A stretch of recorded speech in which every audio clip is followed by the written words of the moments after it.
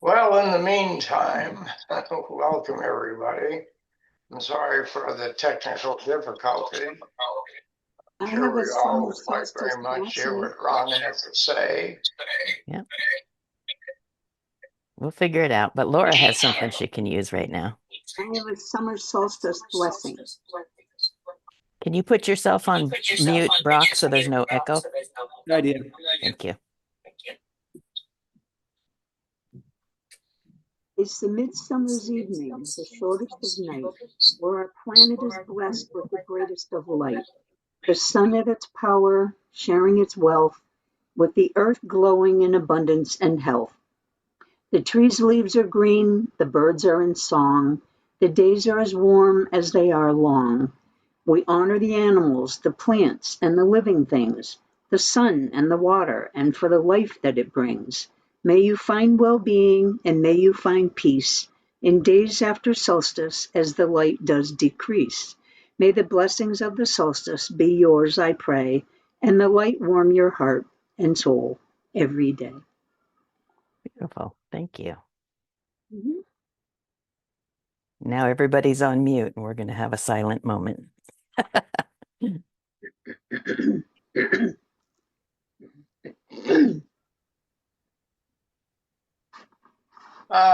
Maybe while we're waiting for Ron, Diane, you could introduce yourself to our community. Yeah. I can do that. Thank you, Charlie.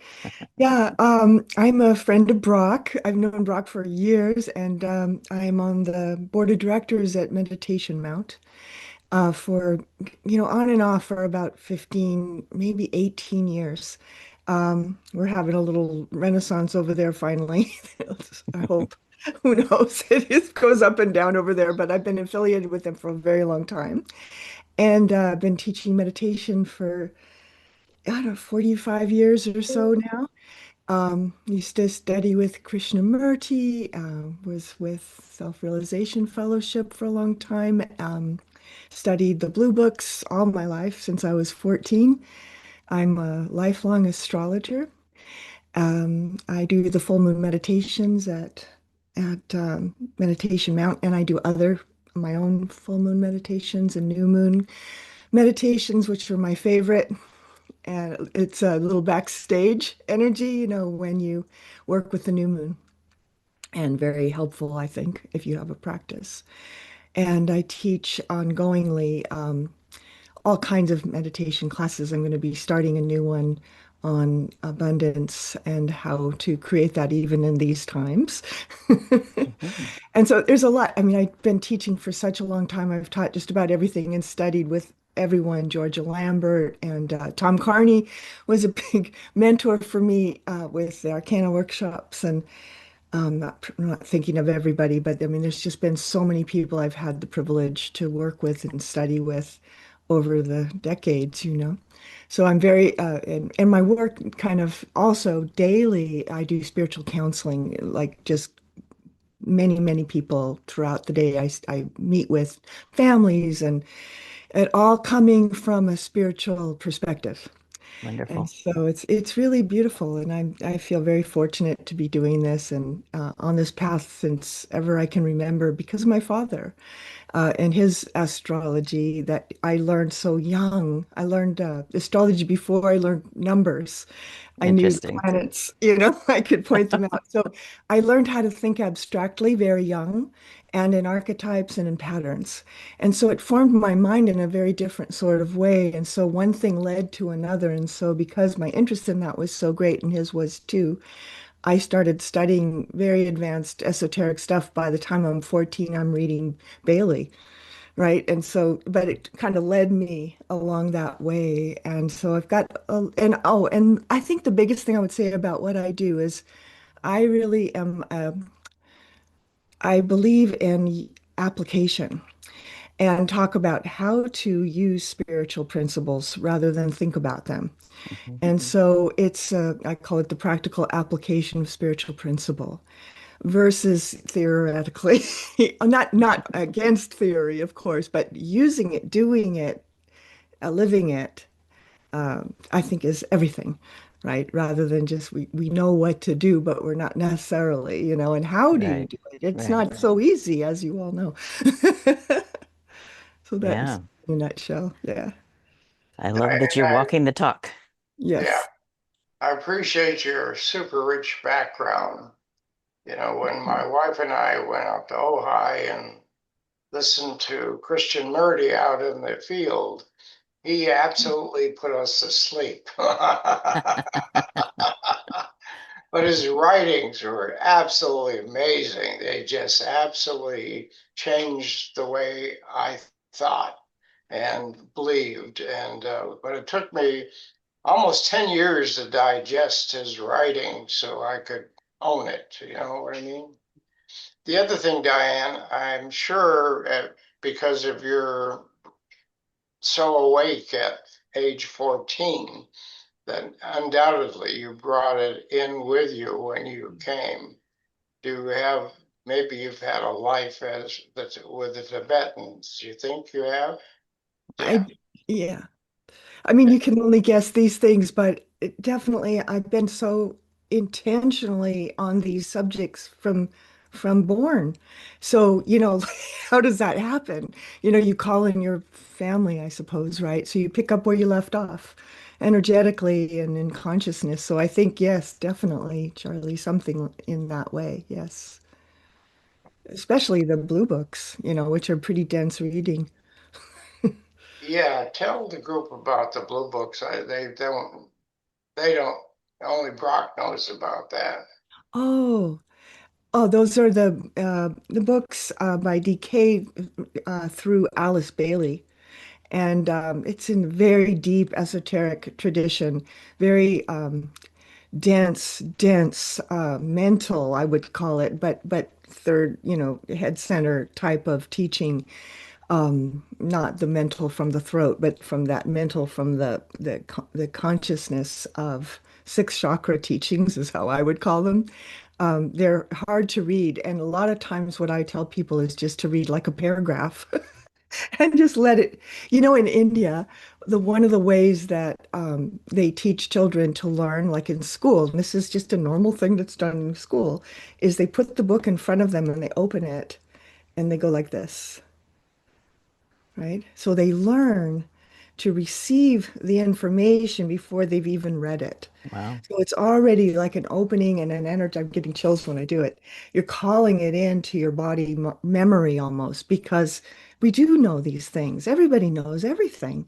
We just don't have access, Yeah. right? So once you call it forth, you become receptive to the material. And her work is very like that, very, difficult to read, even though some parts of it are easier, but there's many, I don't know if you can see them, but right behind me, those at the top there are those blue books. There's Okay. lots of them, and they're, The Light of the Soul and Initiation and all these books of how things mechanically work. And I love mechanics. I love the mechanics of spirituality. So it's very appealing to me of like why it is a triangle different than a square in terms of like a meditation group. If when you meditate with three, when Yeah. two or more are gathered, you start to get this much more of a dynamo of intentional consciousness, which is what we need right now on the planet, Mhm. you know. Yeah, Beautiful. Roberto Assagioli, who you referred to, is a psychiatrist in Italy, and he took these blue books and he put them into practice, what he learned, and he helped a lot of people that were spiritually endowed, that were open, and like Edith Stauffer, I met her in Pasadena, beautiful family marriage counselor. Uh, and eventually she came to my home and she taught forgiveness to whoever showed up. And that's one of the portals that's so necessary to keep the spiritual energy uh, flowing well, keep the chakras open. So we all know that pretty much are aware of that. Right. Sometimes we're not aware of that we've got emotional or mental blocks that we're totally unaware of. And eventually we get to look at that and open up our hearts and minds to flow more freely and be more of a beneficial presence. We got Ron back here. Yay. Well, Ron Thurlow is a very rich background as well. And thanks to Brock Travis, he introduced him to me. He lives in the state of Maine now, and he doesn't require, he doesn't wish to get a stipend or anything else for his talk. He wished to donate his time and talents to us. So we're very privileged to have him speak this morning. Thank Thank you. you. Okay, So, can everybody hear me now? yes, Yeah. we have success. You can hear us too. Okay, so I emailed you like 3 slides. I don't Ah, know. Did you get that? I have not seen it yet, but let me go grab it. Okay. Well, anyway, his topic is human angels and visions and kingdoms. And Yeah. Yeah. Well, I can get along without them. Okay. Okay. Sorry about that.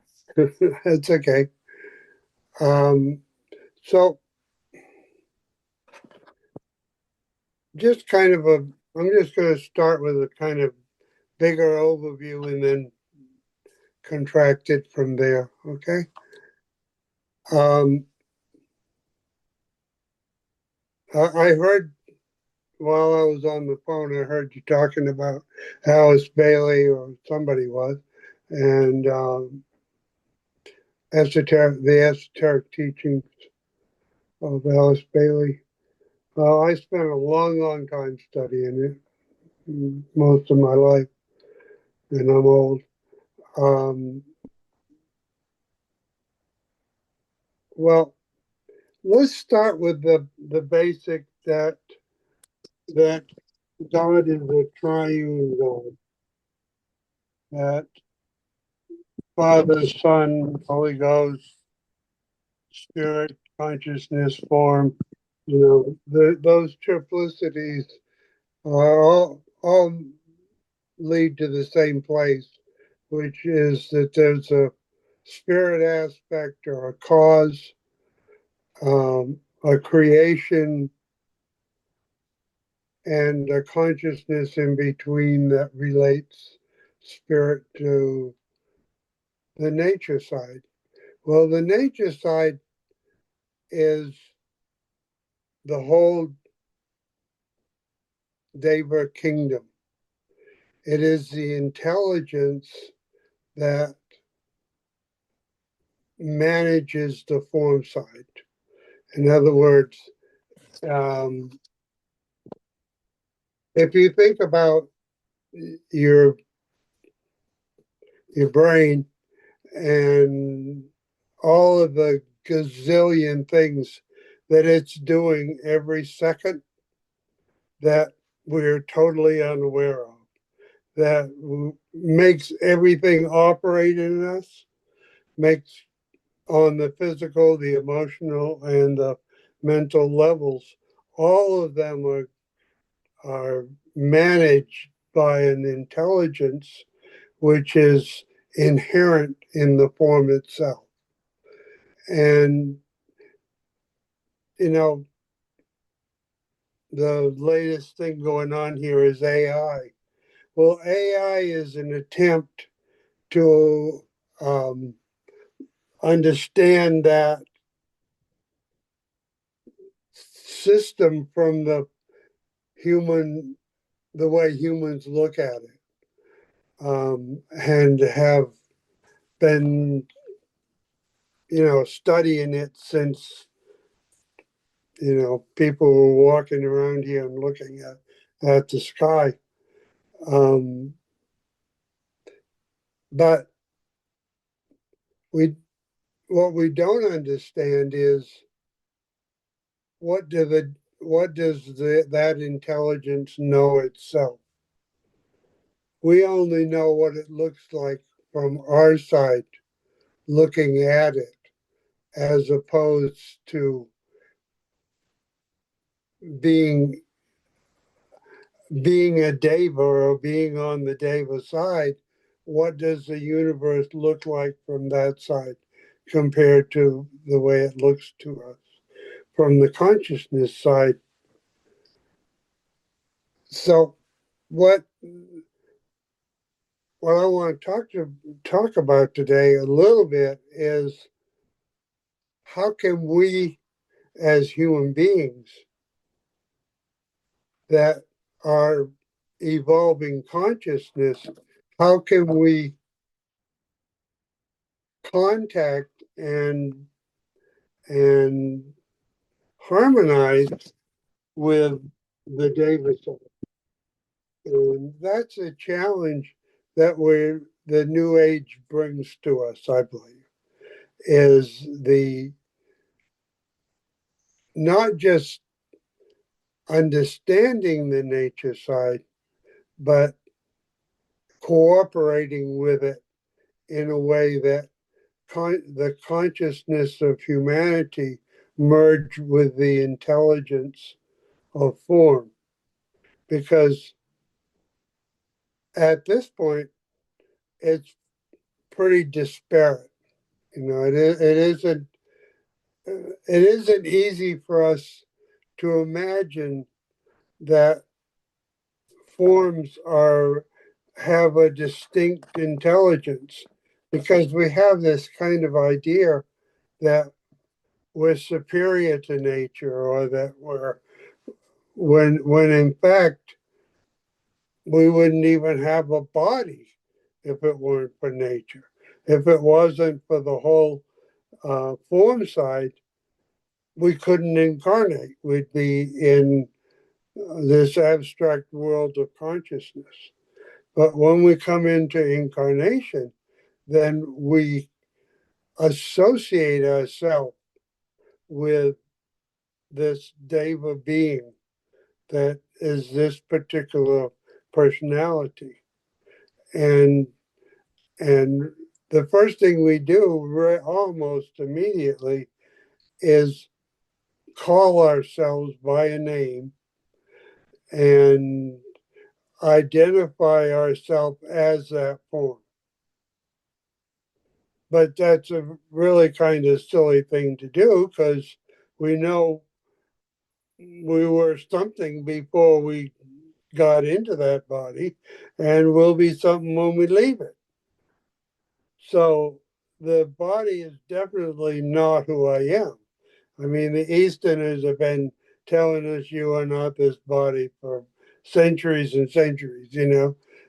Finally, the West is kind of catching up. But um, so when we look at the body as it really is, it is in itself um, an entity that has the capacity to do do all of these millions and billions of operations to make it function, not just on the mental world, but I mean on the physical world, but also on the emotional and the mental worlds.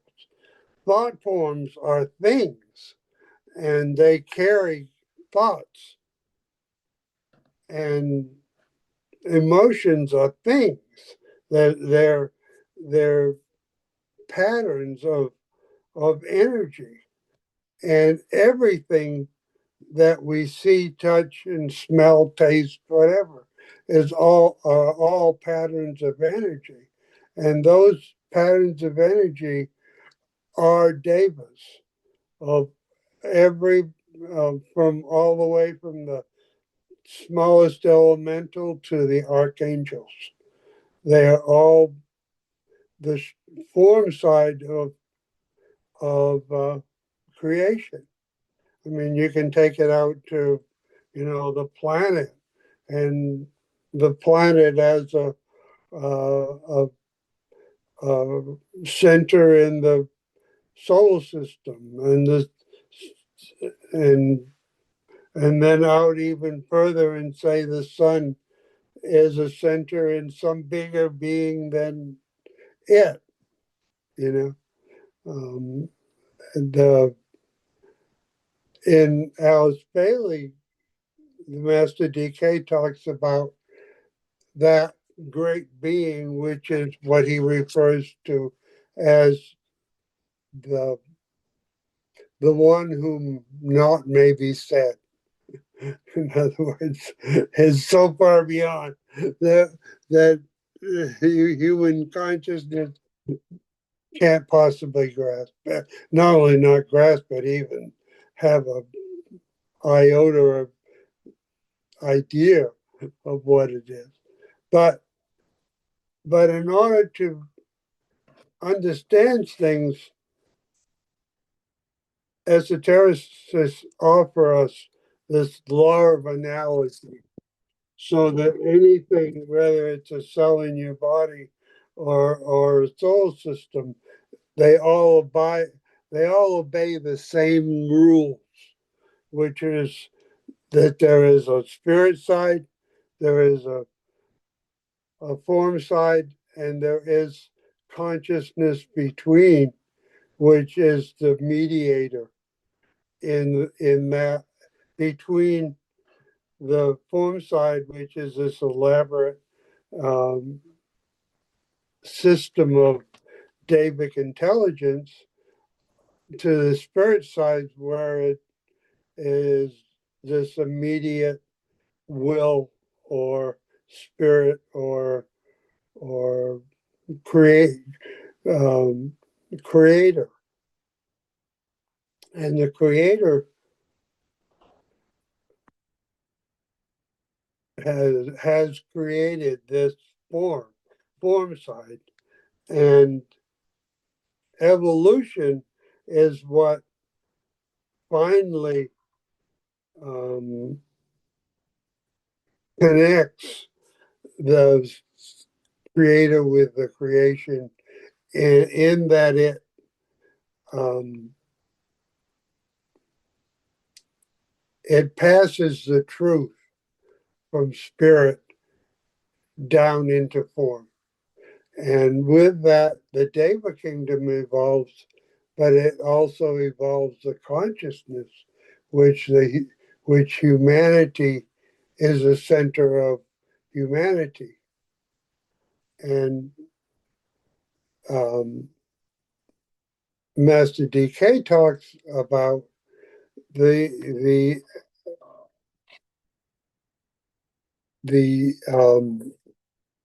aspects and attributes of the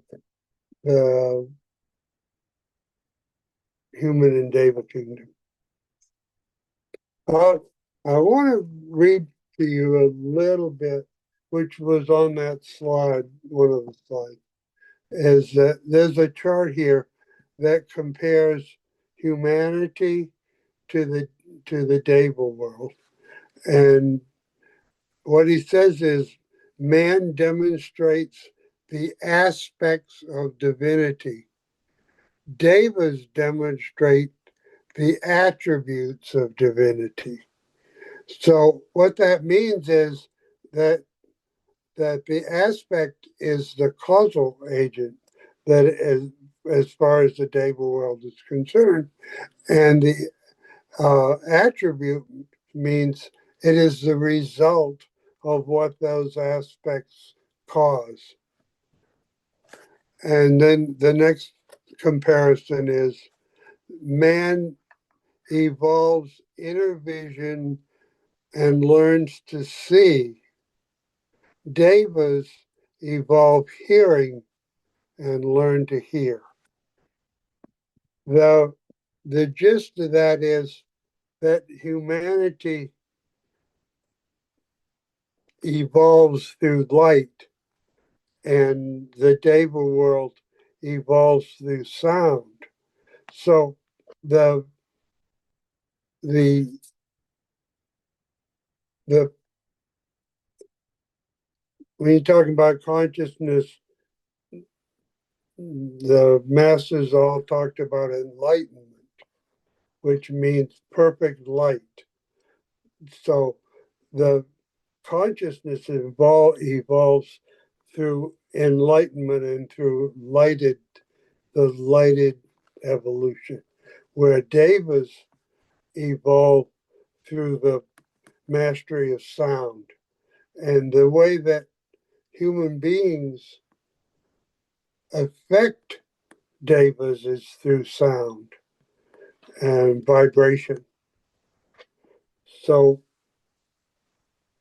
um, you know, shamans and witch doctors and of the primitive people have for millennia known how to manipulate the lower Deva world or the elemental world and make changes, including healing of the physical body. The problem that they run into was that their ego gets involved in some of those decisions, and the result is that they make errors, and they can be harmful. Um, but if we trust our intuition, and healing can then be just a product of that which flows through us, as opposed to what we generate from our personality or from our ego.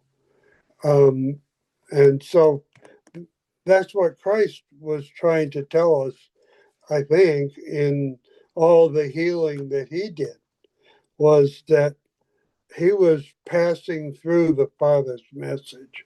He was passing through the light that the Father was passing through him.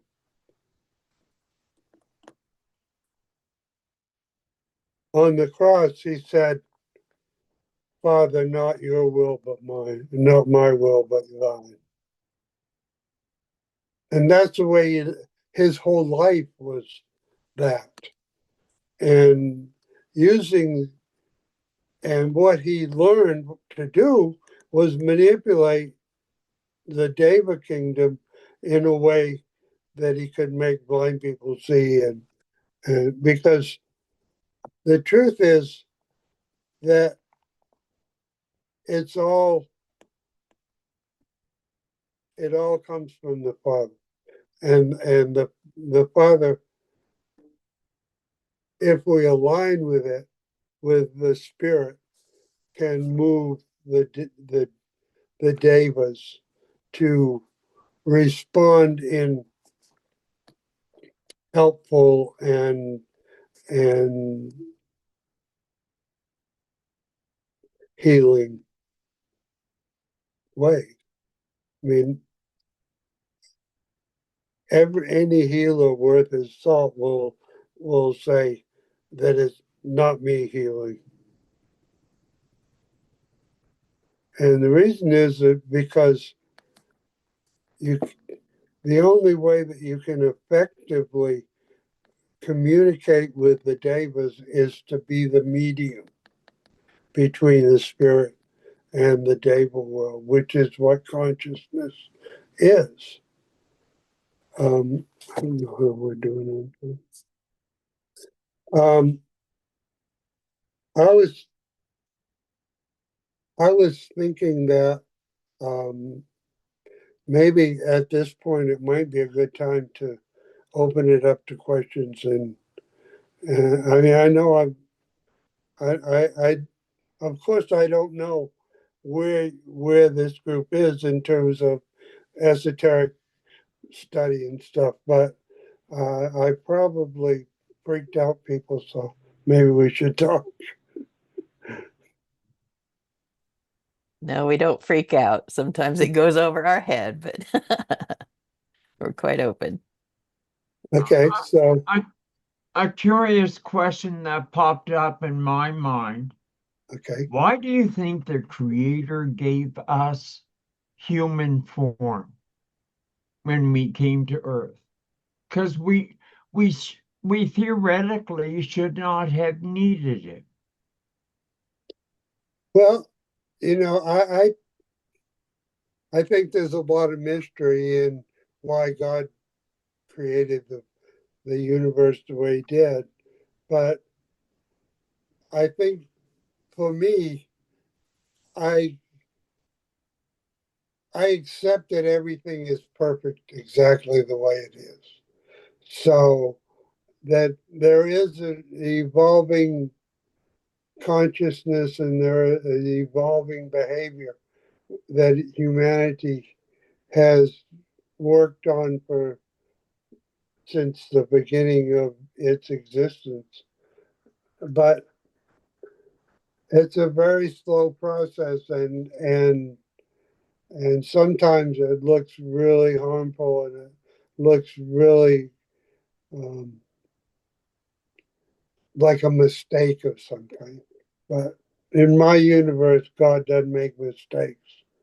Um, in my universe, God is, and that is enough to know that we are each on a path to help evolve the whole system.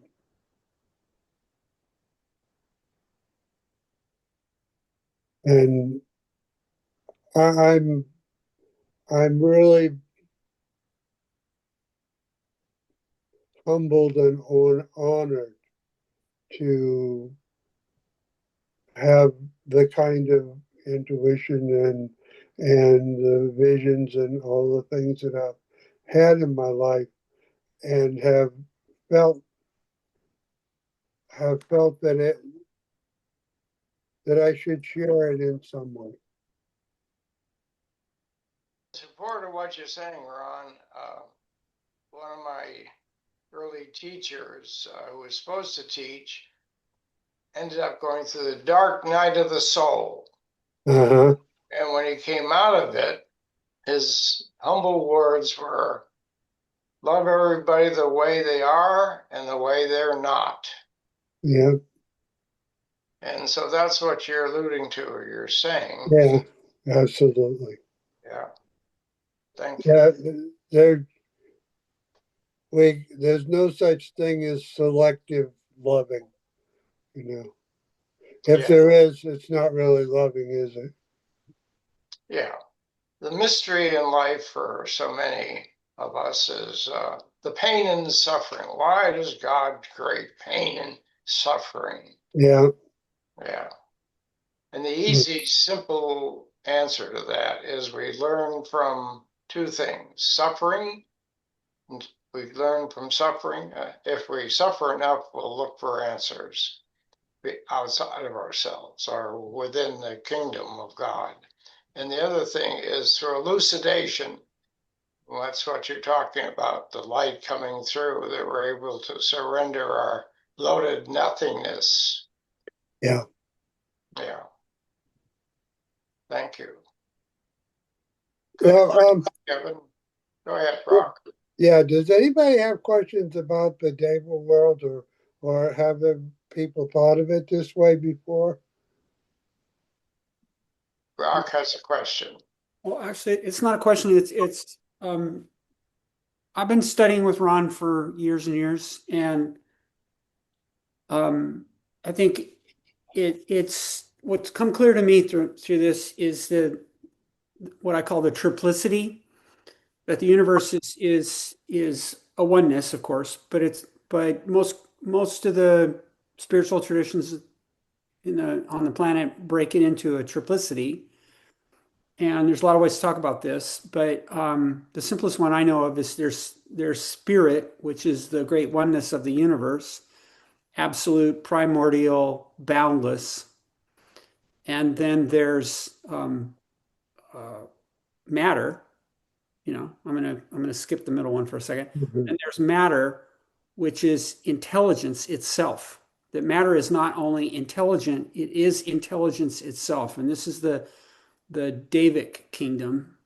And the Deva are a parallel evolution to humanity, and they make everything. Like everything is made by Deva from Devic substance.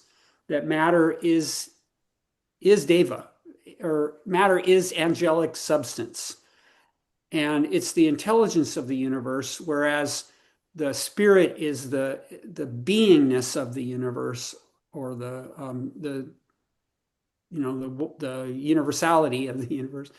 And in between those two things, humanity evolves. There's spirit, there's matter, and there's consciousness, and we are consciousness.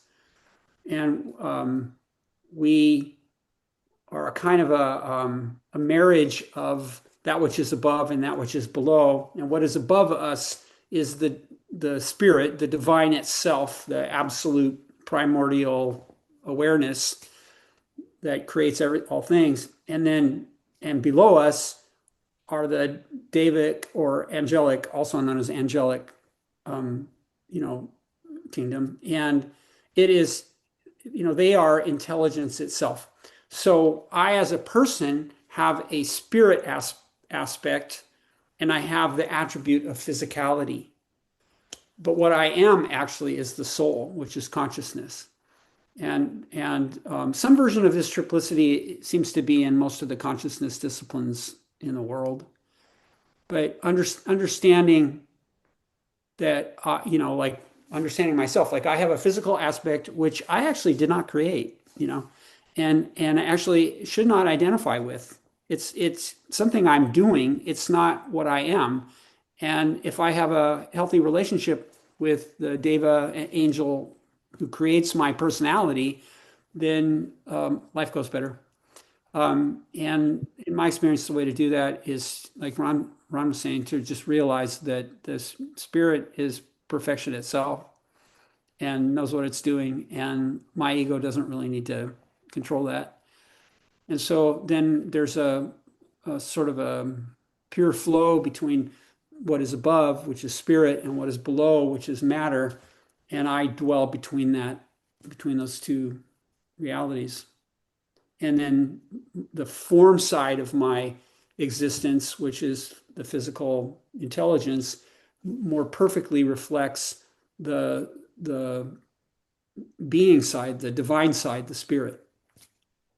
Well, also, if I'm centered in consciousness and that I'm reaching up into spirit, um, from my soul or from my consciousness part, then what I bring down this more pure light. If my attitude is to be finer, to reach up higher into the abstract world of pure light, and then, you know, I think it's interesting to think about the archangels, you know, because they exist beyond humanity. They are there is this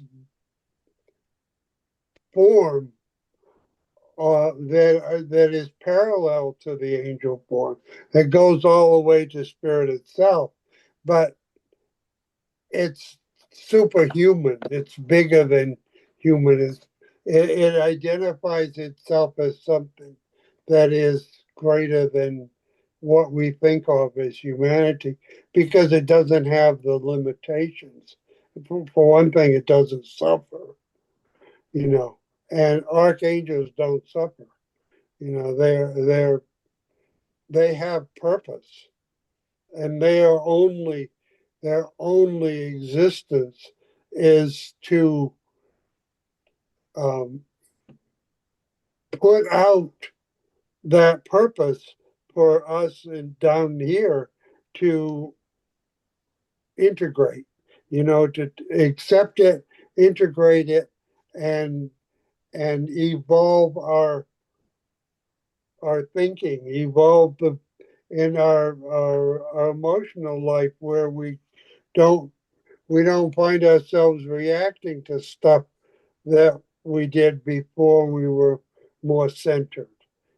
So becoming centered and becoming willing to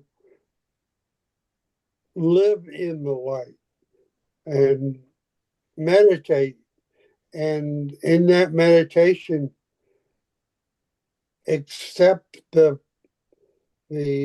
spirit as the director, and then see what happens to the person, because it does change, it does adapt in a way that it's more emotionally stable, it's more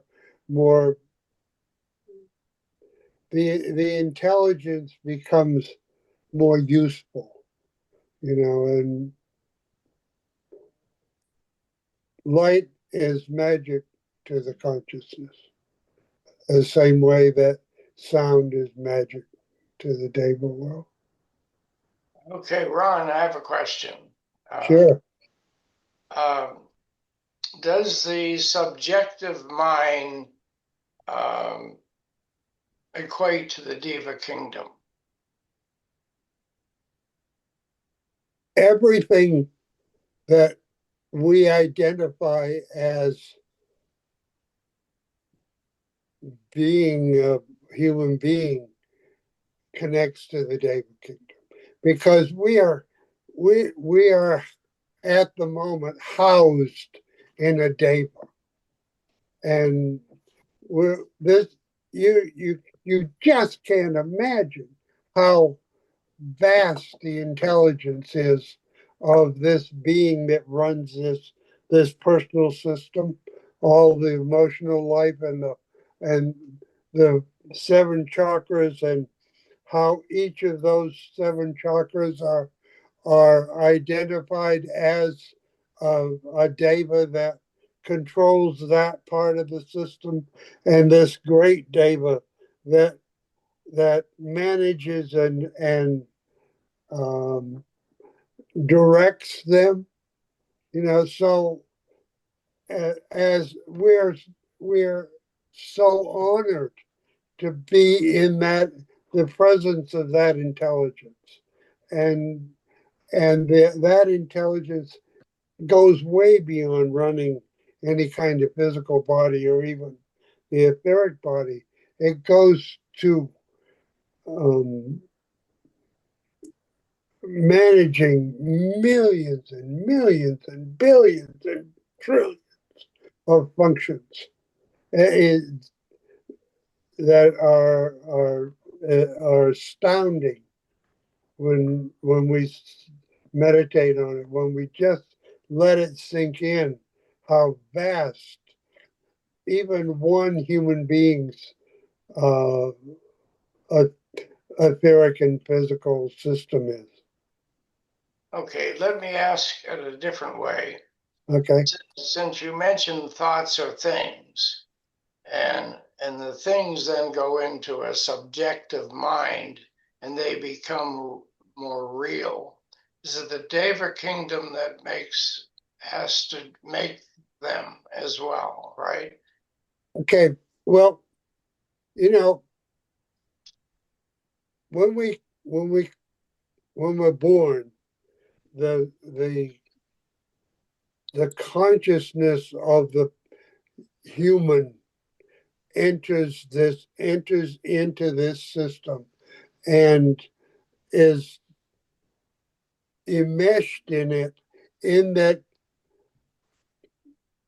consciousness has no form. It's totally abstract. So it it identifies itself as whatever kind of form it's in. If it's in a dog, it identifies itself as a dog. If it's a human being, it identifies itself. So the question is around identity, and when we come into incarnation, the first thing we do is identify as the form we're in, and that's true whether it's in the subjective mind or in the more active intelligence. But the the downflow of light or the downflow of intuitive wisdom that comes from the higher planes influence how the person interacts with the subjective mind and the objective mind. Does that make sense? Almost. Yeah. Um, yeah. So we think of thoughts of being things. Yeah. And if the Deva kingdom is responsible for making things Mhm. or putting vibration into things, maybe they Right. don't have a choice. And maybe we create our own suffering that way. They have to respond to, I guess, to our thoughts. Is that true? Well, I think we suffer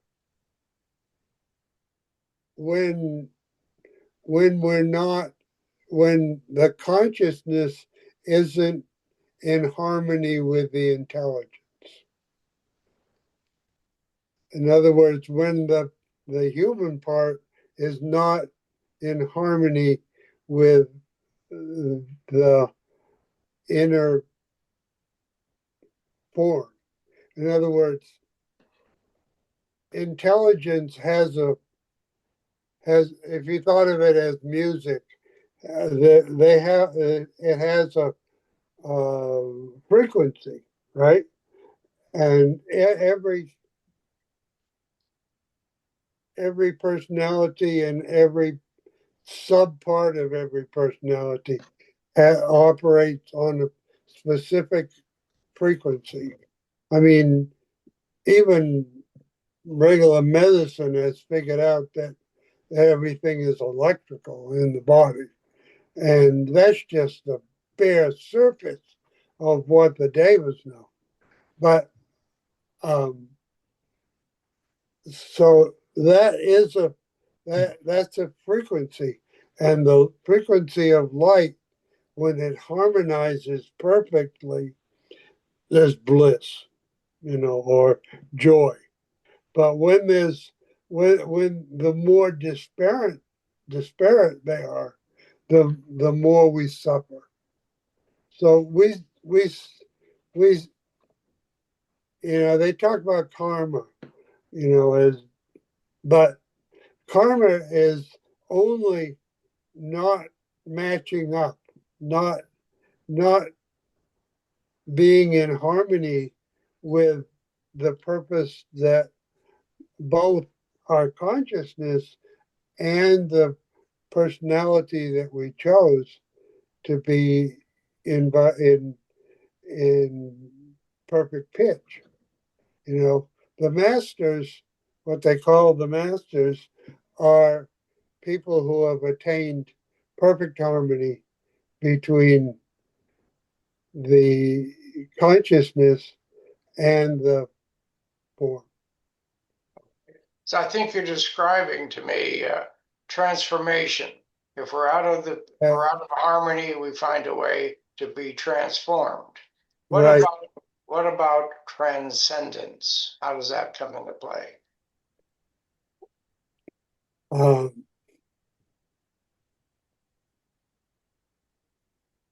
I think that's I think that is one of those things that's in line with God's will.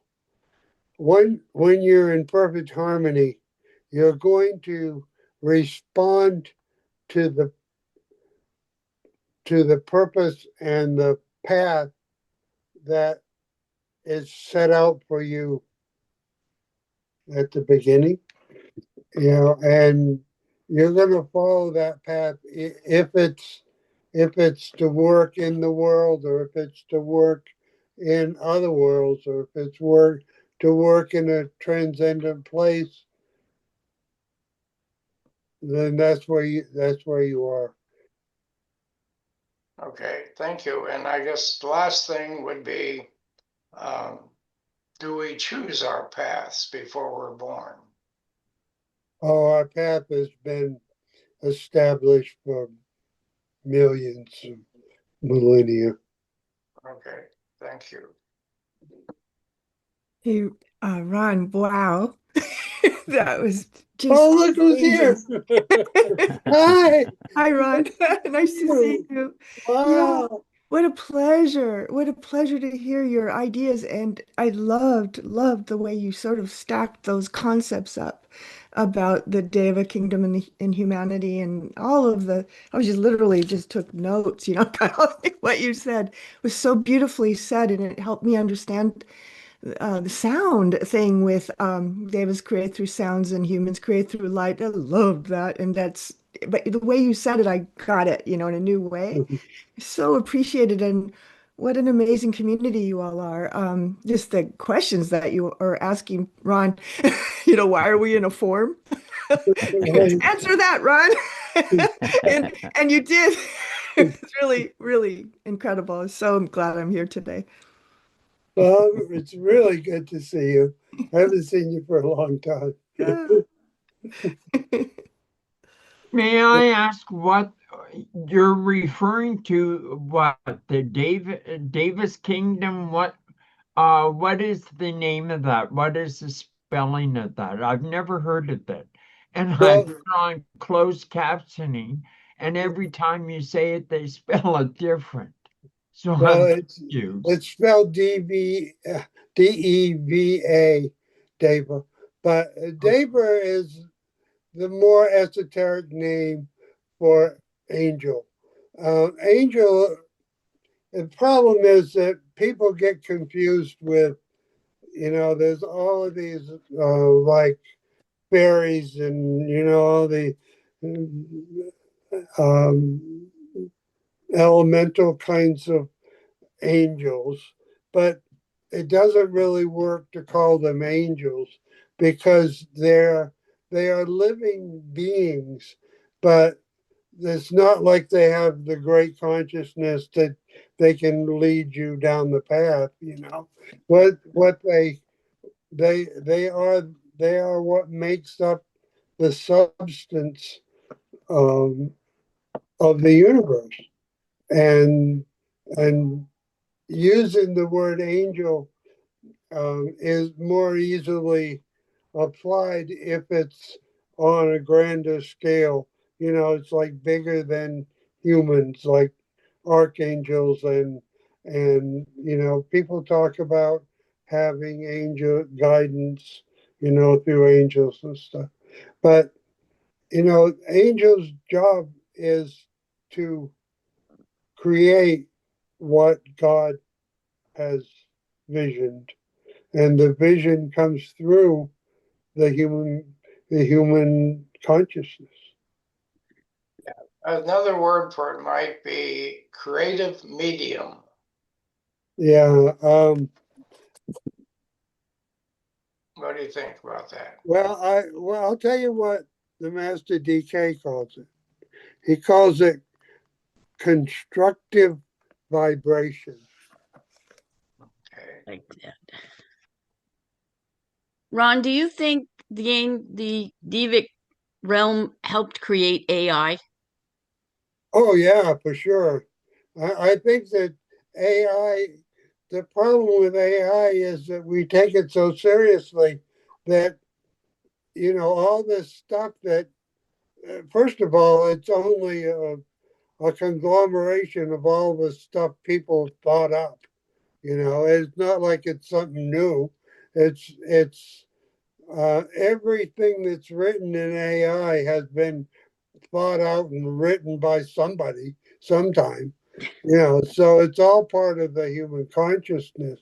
But it's the problem is that it can't really understand the Deva world because it only sees the Deva world through consciousness eyes, not through the intelligence that is inherent in the Devic world. I Thank think you. you might also be saying it's not intuitive. I, What what is AI, huh? AI doesn't sound No, like it, it's and not intuitive. it's not intuitive. Well, it's conceptual, Yeah, and concepts are limited to a pretty narrow scope of consciousness, you know, mostly, um, I mean, I've known physicists, and the amazing brains they have, their amazing ability to do math, which I really suck at, but, uh, but they don't tell you how or why. thank you, Ron. You've done a great service for us this morning. And usually we like to end with a closing meditation. Okay, just for a second, before we do that, Sure. uh, I would like very much to join your group. Great. You are more Come than back welcome. next week. Yeah. It's simple. Yeah, I will. I'll look into how to join it because um, I appreciate the vibration that you guys live in and the holy sacred space Yeah, that you thank you. create. Your Brock class had, wanted to say something. Brock, did you want to Yeah. say something? We a lot of people that joined you today have been mentioning the works of Alice Bailey and the esoteric literature and the Tibetan master known as Joel Kuhl. There's a single book that is a compilation from his entire library called Ponder on This. Ponder on This by Alice Bailey. It's an esoteric encyclopedia. Like if you look at that book Wow. behind Diana Lang, it's a lot of books, but people have made compilations from all those books, and there's one that operates as a probably the best introduction to all that because it's encyclopedia and you can look stuff up. You can look up Deva, you can look up soul, you can look up God. Ponder on This by Alice Bailey. So has that book and the blue books and such studies as you've done been fed to AI? Oh yes. I'm Yeah. sure. Yeah. And so you can ask I've it questions and experimented with that. Yes. okay. Okay. I love that because I find that I need to correct my AI often, like a teenager. Sometimes moments of brilliance, other times you forgot. Yeah. So interesting.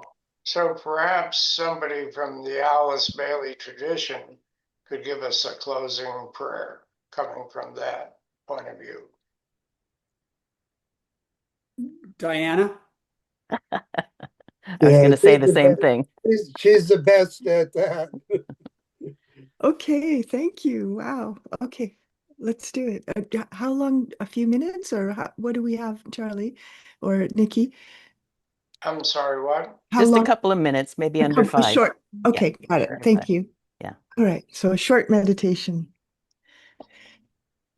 So organizing the body, mind, heart, soul with the breath, easily, naturally, light meeting light. It's natural. It's familiar. We remember our way home, Om, on the summer solstice. Today, the day of most light for humanity. And so the energy of humanity and the Devic kingdom are in full song and in symphony with this time of the year.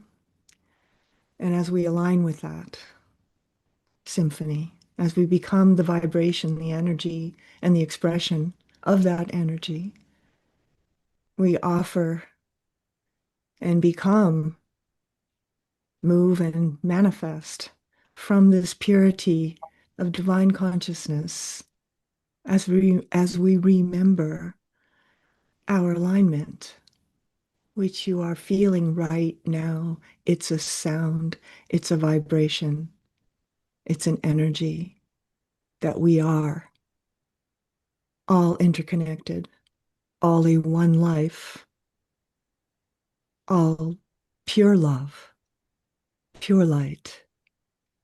And as you recognize those words and ideas and concepts and the energy of those things, you become it. You are it. You vibrate it. And everything ripples out everywhere in every direction to infinity. And we can heal our world. We can bless our world. We can bless our lives and everyone in it and beyond it. And we become part of the divine plan as little lighthouses of pure thought, of, of pure divine consciousness, as we remember our alignment with pure consciousness. And so just take a moment as you know these things and more.